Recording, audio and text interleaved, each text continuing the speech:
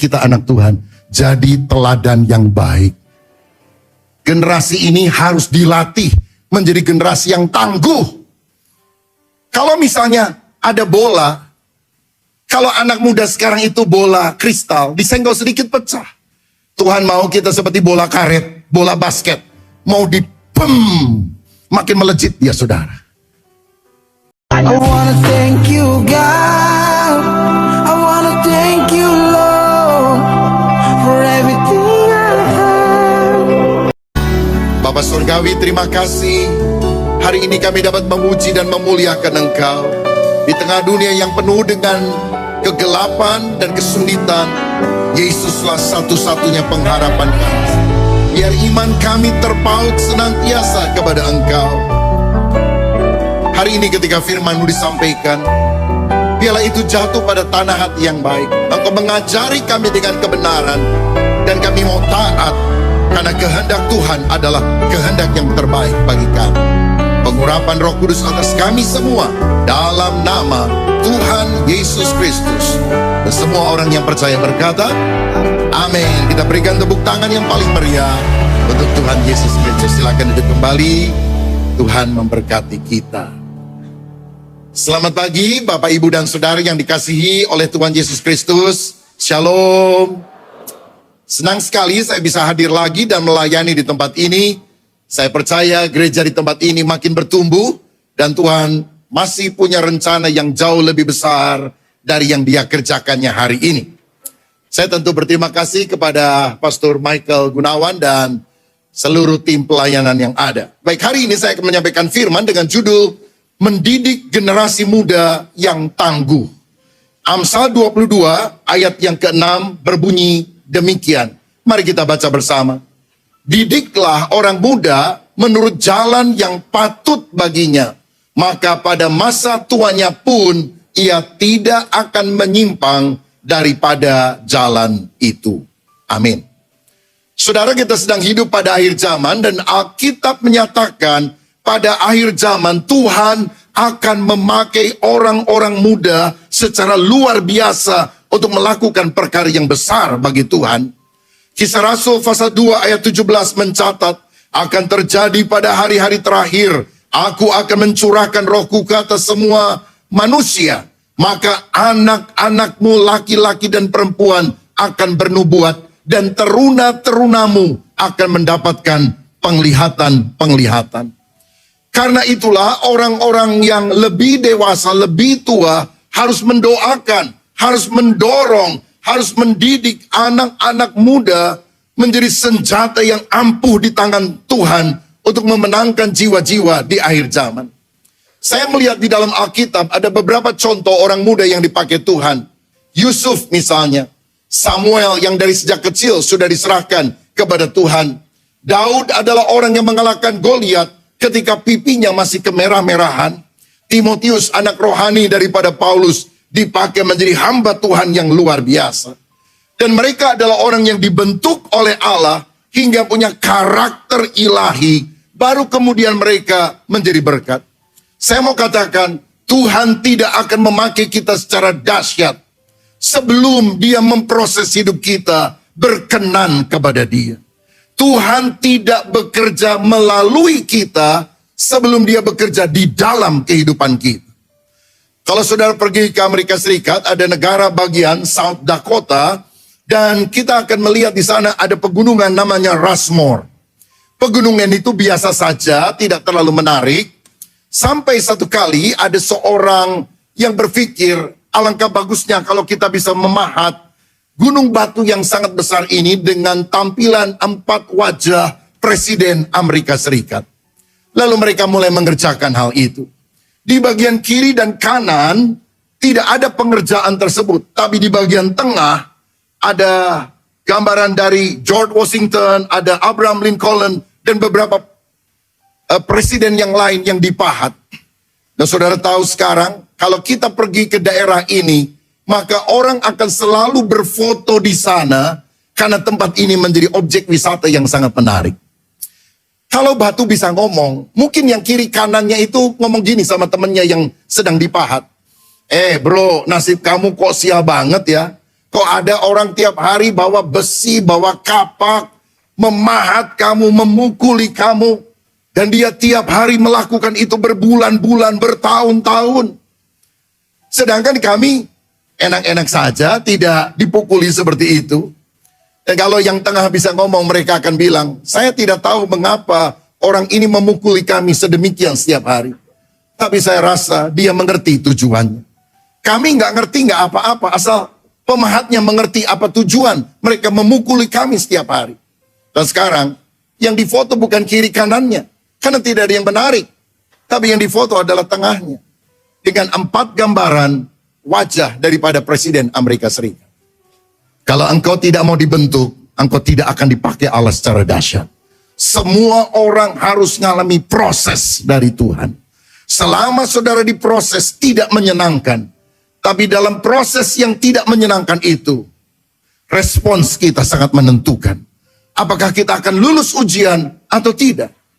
Nah saudara-saudara, kenapa Tuhan ingin membentuk terutama generasi muda pada masa kini untuk menjadi alat kemuliaan? Sebab Tuhan punya rencana membangkitkan pemimpin-pemimpin ilahi yang akan masuk dalam kegerakan Allah pada akhir zaman. Tahukah saudara bahwa setiap kita, berapapun usia kita, dilahirkan, diciptakan untuk menjadi pemimpin. Kejadian 1 ayat 26 berkata, berfirmanlah Allah, baiklah kita menjadikan manusia menurut gambar dan rupa kita, supaya mereka berkuasa. Berkuasa atas apa? Atas seluruh ciptaan Allah yang lain. Gajah lebih besar dari manusia. Tapi bukan gajah yang naik manusia, manusia yang naik gajah. Kan yang diciptakan untuk menjadi leader bukan gajah, tapi manusia, ciptaan Allah yang termulia. Ulangan 28 berkata, kalau engkau taat kepada perintah Tuhan, Allah akan mengangkat saudara. Siapa yang percaya promosi berasal dari Tuhan? Tuhan yang bisa mengangkat, Tuhan yang bisa menurunkan. Dan kalau engkau hidup taat kepada Tuhan, maka Tuhan akan mengangkat saudara menjadi kepala. Engkau tidak akan jadi ekor. Engkau akan tetap naik. Engkau tidak akan turun. Karena Allah semesta alam menjanjikan kepada setiap orang yang memegang firman. Ngomong-ngomong, apakah Bapak Ibu Saudara tahu destiny hidup kita, tujuan akhir hidup kita, kita ini akan jadi apa? Kita ini nantinya akan jadi apa sih? Mari kita baca Wahyu pasal 22 ayat yang kelima. Nanti di sorga, di langit baru dan bumi baru, kita akan jadi ini. Dikatakan demikian, dan malam tidak akan ada lagi di sana, dan mereka tidak memerlukan cahaya lampu dan cahaya matahari, sebab Tuhan Allah akan menerangi mereka, dan mereka akan memerintah sebagai, baca sama-sama, Raja sampai selama-lamanya. Saudara tahu, kelak saudara yang percaya kepada Yesus akan jadi apa? Raja. Bukan raja rimba, saudara. Bukan raja guguk, itu orang Batak. Tapi raja yang akan memerintah bersama dengan Yesus. Coba lihat kiri kanan saudara. Pastikan wajahnya saudara ingat baik-baik. Karena sebelahmu akan jadi raja. Engkau bukan pecundang, engkau lebih daripada pemenang. Yang ngomong bukan saya, yang ngomong Alkitab. Engkau akan memerintah sebagai raja. Raja artinya leader, pemimpin. Pemimpin artinya influence, pengaruh. Orang yang harus memberikan pengaruh dalam kehidupan ini. Dan bukankah bumi ini adalah tempat latihan yang paling bagus. Untuk kemudian kita akan menjadi raja di kerajaan kekal sampai selama-lamanya kelak. Nah saudara, makanya kita harus mengenal dan mengembangkan potensi kepemimpinan di dalam diri kita masing-masing. Salah satu orang yang awalnya tidak menyadari potensi kepemimpinan yang hebat adalah seorang yang bernama Yosua. Yosua pasal pertama berkata bahwa Yosua itu adalah abdi Musa. Sedangkan Musa itu adalah hamba Tuhan. Ebed Yahweh. Gelar hamba Tuhan, Ebed Yahweh, abdi Allah. Itu adalah gelar yang sangat terhormat. Bayangkan Allah yang menciptakan langit dan bumi. Itu punya hambanya di dunia. Dan namanya adalah Musa. Tapi siapa Yosua? Yosua hanyalah abdi Musa. Kacungnya Musa. Sehingga pada waktu Musa mati. Dan Tuhan bilang, Yosua sekarang kamu yang harus menggantikan Musa. Yosua bilang apa? Apa gak salah Tuhan? Musa itu mengangkat tongkat membelah laut. Aku ini bisa apa? Aku cuma ngangkat tasnya Musa. Aku nggak hebat, aku orang biasa banget. Tapi Tuhan bilang, aku yang menyertai Musa adalah aku yang akan menyertai engkau. Dan kalau saudara baca, pasal yang pertama, Yosua disebut abdi Musa. Tapi pasal yang terakhir dari kitab Yosua, gelar dari Yosua bukan lagi abdi Musa, tapi hamba Tuhan. Sejajar dengan gelar yang diberikan Tuhan kepada Musa. Saya percaya Tuhan punya rencana besar dalam hidup saudara. Engkau harus mengembangkan potensi kepemimpinan di dalam hidup saudara. Menjadi orang yang wise, bijaksana. Menjadi orang yang berwawasan luas. Menjadi orang yang punya pengaruh positif kepada orang di sekitar kita. Tahukah saudara, pada waktu Yesus menyapa orang-orang yang percaya, dia menyebut kita sebagai garam dan terang dunia. Kenapa itu julukan yang dia berikan kepada kita, garam dan terang? Karena kedua hal ini memberikan pengaruh, influence kepada sekitarnya. Garam memberikan rasa kepada sup yang hambar. Sedangkan terang memberikan cahaya kepada lingkungan yang penuh dengan kegelapan. Leadership is influence. Kalau saudara bisa memberikan pengaruh kepada orang lain, engkau adalah seorang leader. Tapi mungkin saudara bilang, saya cuma seorang ibu rumah tangga sederhana. Saya nggak punya pengaruh yang hebat dan luas. Setidaknya saudara bisa mempengaruhi anak-anakmu. Setidaknya saudara bisa mempengaruhi pembantu rumah tangga yang ada di rumahmu. Bahkan ada banyak wanita yang bisa mempengaruhi suaminya. Karena suami itu kepala. Istri itu penolong, penopang. Ibarat leher. Masalahnya siapa yang menggerakkan kepala? Leher, saudara-saudara. Makanya ada suami hebat, suaminya panglima, istrinya pang-6. Lebih sakti istrinya daripada suaminya. Suaminya bos, istrinya big boss, saudara sekalian. Bukankah itu pengaruh yang kita bisa lakukan kepada orang di sekitar kita? Karyawan bisa mempengaruhi rekan kerjanya. Guru bisa mempengaruhi muridnya. Dan hal lain yang saya lihat, ada banyak pemimpin besar yang mengawali karirnya sebagai pengikut yang setia dari pemimpin yang lain. Dan kemudian waktunya Tuhan tiba, maka Tuhan mempromosikan orang yang dulu adalah abdi Musa, pegawai, pembantu daripada orang yang pernah diikutinya. Misalnya, Elia adalah seorang hamba Tuhan yang luar biasa. Dia bahkan gak mati, saudara. Dia naik ke sorga, naik kereta berapi. Ada 8 mujizat yang dia lakukan, yang dicatat Alkitab sepanjang hidupnya. Pegawainya, pembantunya, muridnya, namanya Elisa, diurapi Tuhan dengan pengurapan double porsi. Dan ada 16 mujizat yang dicatat dalam Alkitab. Elia 8 mujizat, Elisa 16 mujizat. Begitu juga Musa dan Yosua. Musa membawa Israel ke perbatasan tanah perjanjian. Tapi hanya Yosua yang bisa membawa masuk orang-orang Israel pada the promised land, pada tanah perjanjian itu. Makanya kita harus terus mengembangkan potensi di dalam diri kita menjadi orang-orang yang sadar. Satu kali saudara akan memerintah bersama dengan Kristus. Nah sekarang saya ingin ajak saudara untuk melihat ada 3 hal bagaimana kita bisa mendidik generasi muda menjadi generasi yang tangguh. Karena semua harus diwakili atau diawali dengan keteladanan kita. Yang pertama, generasi yang tangguh itu punya ciri berjiwa besar. Pada waktu Musa mengutus 12 pengintai melihat kondisi tanah Kanaan, 10 dengan negatif berkata, musuhnya seperti raksasa, mereka akan menelan kita sampai habis. Hanya Kaleb dan Yosua berkata, yang menyertai mereka sudah meninggalkan mereka. Allah yang menyertai kita tetap bersama kita, dan kita akan menelan mereka sampai habis. Yang pertama saya lihat orang yang dipakai Tuhan, orang yang berhasil dalam hidupnya, itu berjiwa besar. Percaya nothing is impossible. Tidak ada yang mustahil bagi orang yang percaya. Dia adalah orang yang optimis, yang selalu bisa melihat kesempatan di tengah kesempitan. Dia bukan orang pesimis, yang selalu melihat kesempitan di tengah kesempatan. Saudara tahu orang percaya itu siapa? Orang yang yakin kesempitan kita adalah kesempatan bagi Allah untuk menyatakan kuasanya, untuk menyatakan kemuliaannya. Masalahmu yang paling besar akan menjadi mujizatmu yang paling hebat. Persoalanmu yang paling rumit akan menjadi kesaksianmu yang paling luar biasa.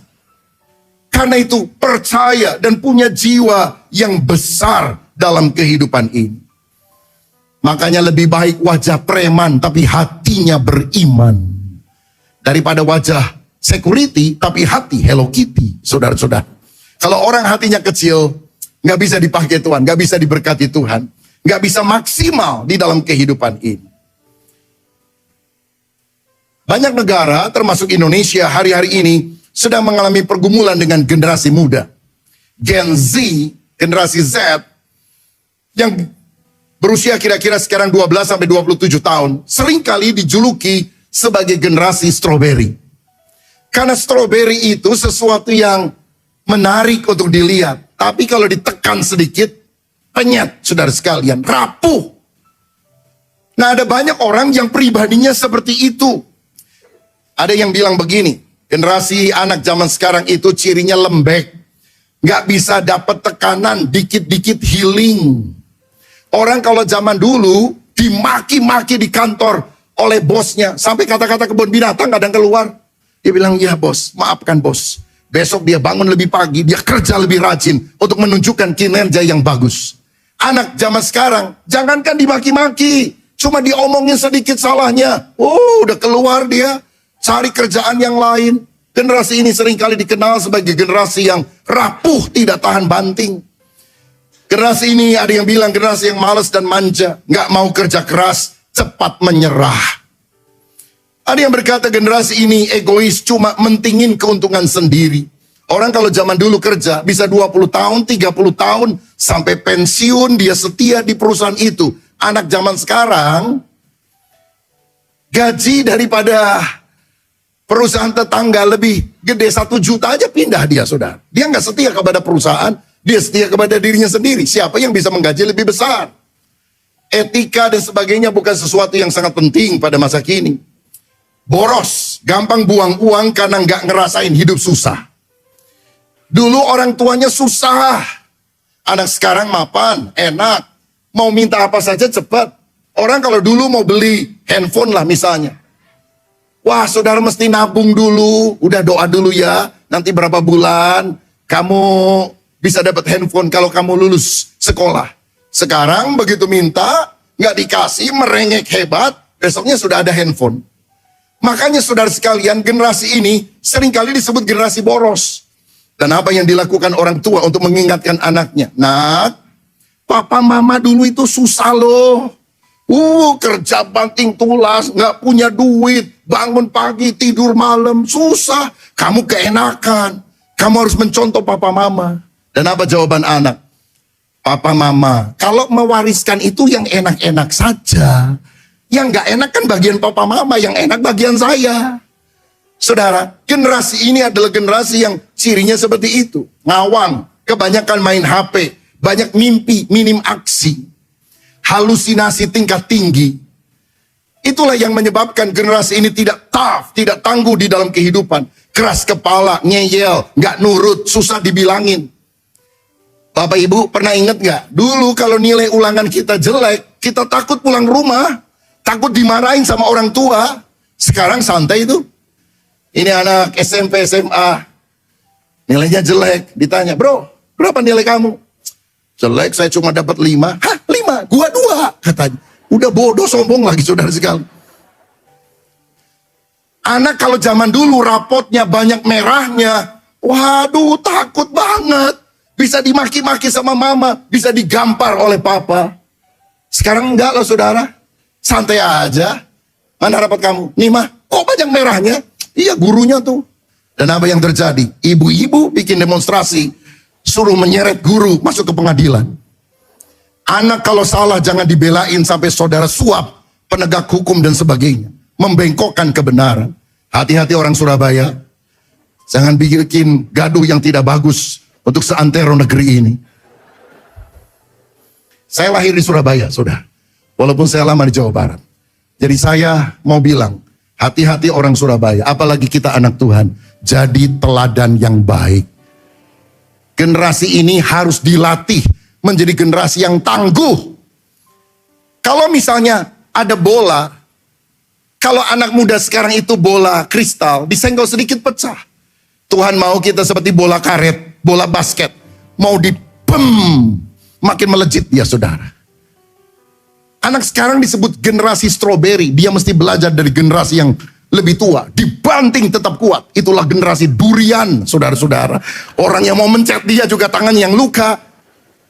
Kenapa sih kadang-kadang orang tua bisa begitu lembek mendidik generasi ini? Mungkin ya, salah satunya. Karena zaman dulu, orang itu banyak banget anaknya, saudara sekalian. Ada yang 9, istri saya 9 bersaudara. Ada yang 11. Saya pernah kenal satu orang di Bandung, 22 bersaudara. Luar biasa, saudara. Saya tanya, dari berapa ibu? 1 ibu. Kata penelitian, seorang wanita bisa melahirkan sampai 36 kali. Dahsyat kan? Tapi masalahnya kita manusia atau peternakan marmut, saudara sekalian. Anak sekarang 1.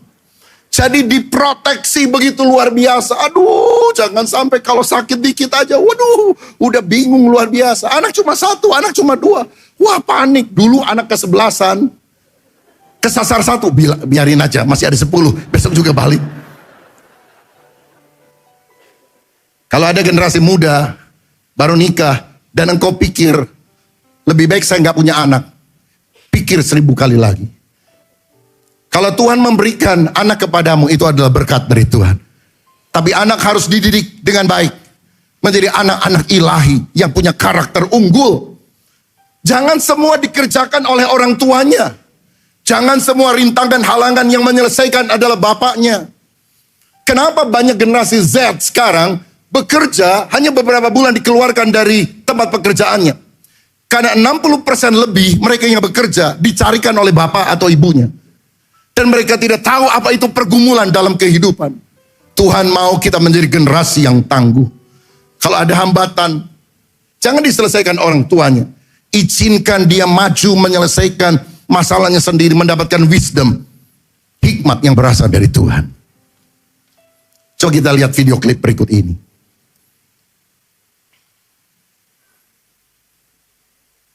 Ada anak jalan dihalangi oleh selotip.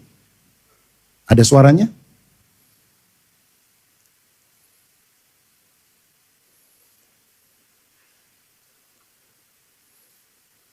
Dia nangis sampai akhirnya dia dapat hikmat untuk menemukan jalan dengan merangkak ke bawah. Bayi aja bisa, saudara sekalian, kalau dia tidak segera ditolong, dibantuin oleh orang tuanya. Anak sekarang kalau ada prakarya, susah. Aduh, gak bisa. Mamanya yang turun tangan.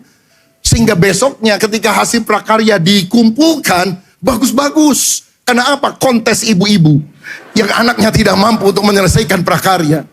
Kita pikir itu sesuatu yang nggak apa-apa. Itu yang membuat generasi stroberi. Ujung-ujungnya orang tua juga yang harus mengoreksi sifatnya. Tapi saya percaya generasi muda sekarang, Gen Z, tetap bisa dipakai Tuhan kalau dia dididik sesuai dengan jalan firman Tuhan. Jangan ikuti cara pendidikan dunia. Sampai harus melakukan apapun demi anaknya nyaman. Lakukan segala sesuatu supaya anak kita punya karakter ilahi. Itu yang jauh lebih mulia. Saya membaca kisah seorang bernama Olivier Bernard. Dia adalah mantan atlet triathlon. Satu kali dia menemukan dari hasil uji cobanya, dia buat sepasang sepatu yang diberi semacam selang kecil di dalam lapisan solnya. Dan kalau dipakai empuk sekali sensasinya on cloud. Seperti berjalan di atas awan. Maka dia datang membawa patennya ini kepada perusahaan Nike, sepatu raksasa, supaya diproduksi dan dia mendapatkan fee lah untuk paten yang dia sudah temukan itu. Nike menolak dan tidak mau menerima idenya. Tetapi Olivier tidak putus asa. Dia kemudian bikin sendiri home industry. Dia bikin perusahaannya. Nggak apa-apa deh ditolak, saya tetap mau kembangkan ini. Dan dia coba cari investor. Salah satu investor yang tertarik namanya Roger Federer. Dia adalah ikon daripada Nike, juara tenis dunia. Dan dia cabut kepesertaannya dari Nike dan alihkan dananya ke Olivier Bernard. Dan sekarang ini bukan cuma sepatu lari, sepatu olahraga, ada banyak produk lain. Dan beberapa waktu yang lalu diduga perusahaan dari On atau On Cloud ini sudah memiliki nilai lebih dari 200 triliun rupiah. Dan ini menjadi pesaing bagi Nike, bagi Adidas, dan banyak perusahaan yang jauh lebih tua. Dan kalau Olivier ini tidak ditolak, mungkin dia nggak akan pernah seberhasil sekarang. Ini bukan generasi strawberry, saudara. Ini generasi durian. Yang walaupun ditentang, yang walaupun idenya diterima, nggak putus asa. Tapi dia tetap berjuang. Nah, mentalitas semacam inilah yang kita harus bangun dalam generasi kita. Dimulai dari orang tuanya.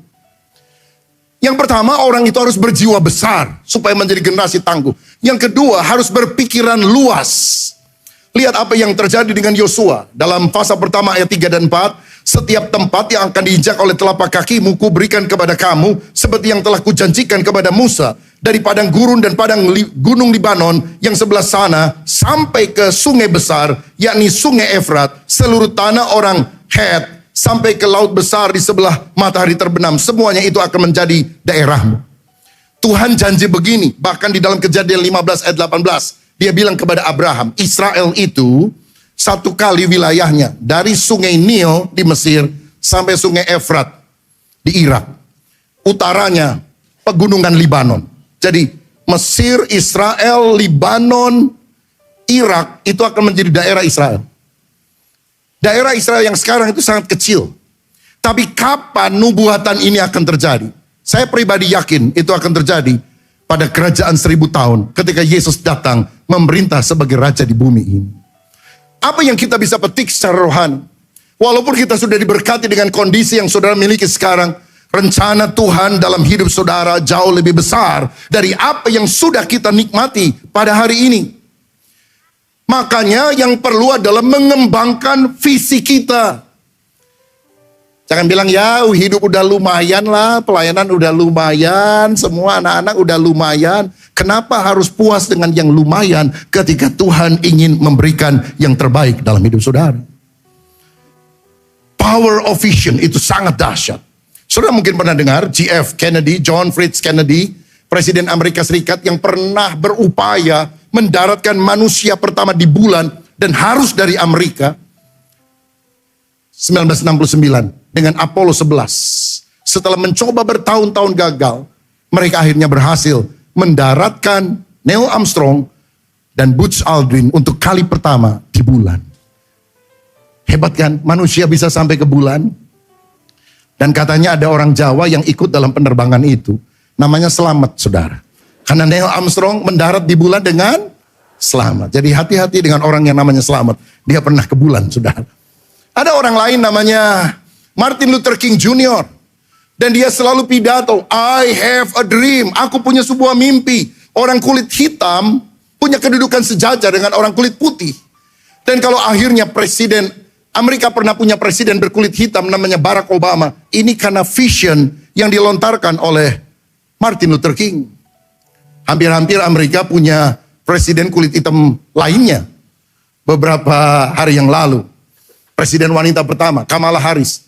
Tapi dia kalah oleh George Bush. Oleh Donald Trump, sorry. Oleh Donald Trump. Waktu Donald Trump pertama kali ditembak di Pennsylvania. Hari itu saya mendarat di Pennsylvania. Saya mendarat siang, dia ditembak sorenya, saudara, menjelang malam, waktu kampanye. Waduh, kaget sekali kita. Karena ada di negara bagian yang sama. Berapa bulan kemudian, waktu saya mendarat di Los Angeles, saya dengar untuk kali kedua, Donald Trump ditembak lagi, saudara sekalian. Waduh, saya pikir kenapa ya 2 kali saya ke Amerika, 2 kalinya Donald Trump ditembak. Ya. Tapi jelas penembaknya bukan saya, saudara sekalian. Saya rasa karena Tuhan masih punya rencana dalam hidup dia. Tuhan masih punya hal yang harus dikerjakan oleh dia. Dan saya kagum satu hal. Walaupun ditembak dan hampir mati. Kalau dia nggak noleh, lihat ke LED besar, dia udah mati, saudara sekalian. Tapi keberaniannya, ini pasti bukan generasi strawberry. Kalau orang udah ditembak itu, aduh ngumpet, saudara nggak berani tampil. Tapi ada generasi yang sangat yakin bahwa ada hal yang harus dikerjakan. Karena ada visi yang besar yang harus diselesaikan. Kalau saudara ingin punya anak yang hebat, suruh dia baca buku-buku hebat. Kunjungi tempat-tempat hebat. Bicara dengan orang-orang yang hebat. Minta didoakan oleh hamba-hamba Tuhan yang diurapi. Supaya akhirnya mereka mengalami apa yang namanya kehebatan Tuhan terjadi dalam hidupnya. Saya di rumah punya lebih dari 3.000 buku, saudara. Yang saya baca dari sejak masa kecil sampai hari ini. Ini bukan di perpustakaan, di sekolah. Ini adalah koleksi pribadi daripada buku-buku. Kalau ada berbagai hal tentang manajemen, tentang leadership, tentang teologi, etika, dan sebagainya. Anak muda sekarang, contoh mamanya, ibunya, hanya lihat HP doang. Minat yang begitu kecil untuk baca, membuat wawasan kita menjadi lebih sempit.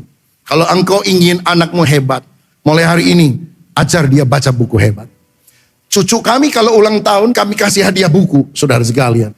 Buku bergambar, buku berwarna, Alkitab bahasa Inggris dengan gambar-gambar, lalu tokoh-tokoh hebat dalam sejarah, supaya itu merangsang hatinya untuk melakukan, meraih perkara-perkara besar, dan berani melangkah untuk mewujudkan visi besar itu. Beberapa waktu yang lalu, American Got Talent dimenangkan oleh seorang bernama Richard Goodell. Dan dia adalah seorang petugas janitor kebersihan sebuah sekolah umum di Indiana, di negara bagian di Amerika Serikat. Dia hidup sangat sederhana, belum pernah naik pesawat terbang. Tetapi ketika dia ikut American Got Talent 2024, pada waktu audisi dia menyanyikan lagu Don't Stop Believing, jangan berhenti untuk percaya.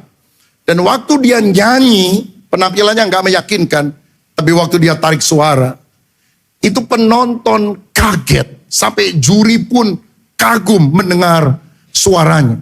Dari seorang yang sangat miskin, gak pernah naik pesawat, umur udah 55 tahun, tapi menjuarai American Got Talent.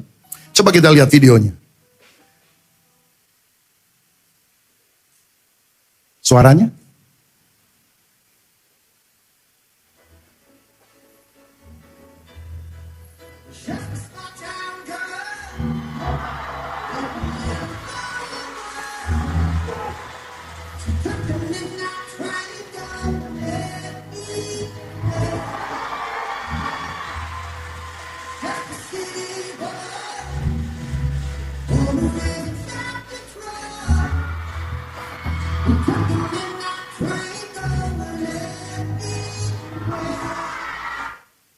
Ya, selebihnya saudara lihat di YouTube ya. Nah, saya mau bilang ada orang sederhana, orang tidak kenal, dia from zero to hero, from nobody become somebody, karena dia mengembangkan visinya. Dia berani melangkah, dia berani mencoba. Dia dapat hadiah 1 juta US dollar. Dan itu mengubah nasibnya, mengubah hidupnya. Saya percaya generasi yang tangguh itu berjiwa besar. Generasi yang tangguh berpikiran luas, punya visi yang besar, dan mengembangkan kapasitasnya. Yang ketiga, yang terakhir, generasi yang tangguh adalah generasi yang berpegang pada firman. Yosua 1 ayat 8, janganlah engkau lupa memperkatakan kitab Taurat ini, tapi renungkan itu siang dan malam, supaya engkau bertindak hati-hati sesuai dengan segala yang tertulis di dalamnya. Sebab dengan demikian perjalananmu akan berhasil dan engkau akan beruntung. Saudara, baca firman, renungkan firman, perkatakan firman, lakukan firman, maka hidupmu akan berhasil. Berjiwa besar, berpikiran luas, berpegang pada firman. Kenapa ada banyak generasi muda ini yang tidak tangguh? Karena dia tidak dididik untuk baca Alkitab dari sejak kecil. Firman Tuhan yang membawa kita pada keberhasilan dan keberuntungan. Kalau kita melatih generasi ini, baca firman, cinta firman, taat kepada firman. Bukan cuma senang basket, senang olahraga, senang main golf. Nggak salah dengan hal itu. Tapi yang utama, cari dulu kerajaan Allah dan kebenarannya. Semua yang lain akan ditambahkan kepadamu. Haleluya. Makanya orang tua yang rajin ibadah, membaca firman, mentaati firman, dia akan memiliki keturunan ilahi yang takut akan Tuhan. Ketika engkau juga mentransfer spirit ini kepada mereka. Saudara, saya sadar generasi sekarang ini ada banyak yang sudah tidak punya biblical worldview, pola pikir yang alkitabiah. Disuruh baca Alkitab yang tebal, mereka males. Lalu Tuhan memberikan sebuah visi di dalam hati saya sekian tahun yang lampau, dan kami mulai wujudkan Kami membeli sebidang tanah di Bandung, di perumahan Sumarekon 2 hektar, dan membangun gedungnya kira-kira 4 hektar luasnya, karena ada lantai 3 dan lantai 4, dan kami memberi nama The Journey, Journey to Eternity. Karena orang nanti bisa masuk ke tempat itu, lalu secara imersif mereka bisa melihat bagaimana ketika alam ini diciptakan. Bukan melalui proses miliaran tahun melalui teori evolusi, tapi ada Tuhan yang menciptakan dunia dalam 6 hari. Masuk ke Taman Eden di mana ada Adam dan Hawa di sana. Masuk ke dalam peristiwa-peristiwa dalam perjanjian lama, tapi intinya adalah Yesus, kelahirannya, pelayanannya, kematiannya, kenaikannya ke sorga, sampai dia datang kembali. Terus sampai pada akhir zaman, di mana Yesus datang kembali, ada pembagian sorga dan neraka. Dan saya udah bilang sama tim saya, bisa nggak ya, orang semuanya mesti masuk ke ruangan neraka. Jadi nanti pakai LED, bawahnya, atasnya, kirinya, kanannya, begitu masuk, panasnya mesti tinggi sekali. Aduh, panas banget dan api muncul di mana-mana. Dan mereka membuat mereka tidak betah, saudara sekalian, karena horor banget naik masuk ke dalam ruangan ini.